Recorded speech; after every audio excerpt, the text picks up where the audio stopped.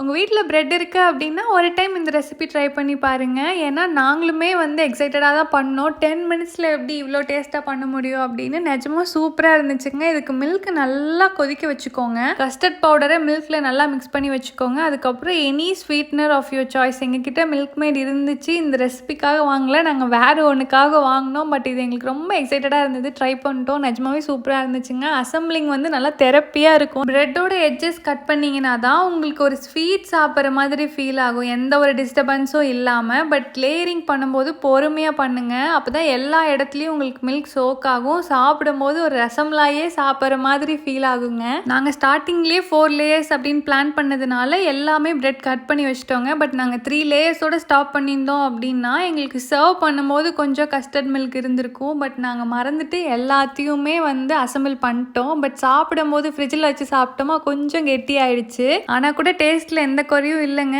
என் தம்பி கொஞ்சம் அவனுக்காக தனியாக எடுத்து வச்சுருந்தான். டே தாடா வீடியோக்காக அப்படின்னு சொன்னேன், கொடுத்தோம். சூப்பராக இருந்ததுங்க. அவுட் ஆஃப் த வேர்ல்ட் அப்படின்னு சொல்லுவாங்களே, அந்த மாதிரி தான் இருந்துச்சு. என் ரியாக்ஷன்ஸை நீங்கள் விட்டுருங்க. பட் என் தம்பியோட ரியாக்ஷனை பாருங்கள். ஏன்னா நிஜமாக டேஸ்ட்டாக இருந்தால் தான் சார் இப்படிலாம் ரியாக்ட் பண்ணுவார். பாய்.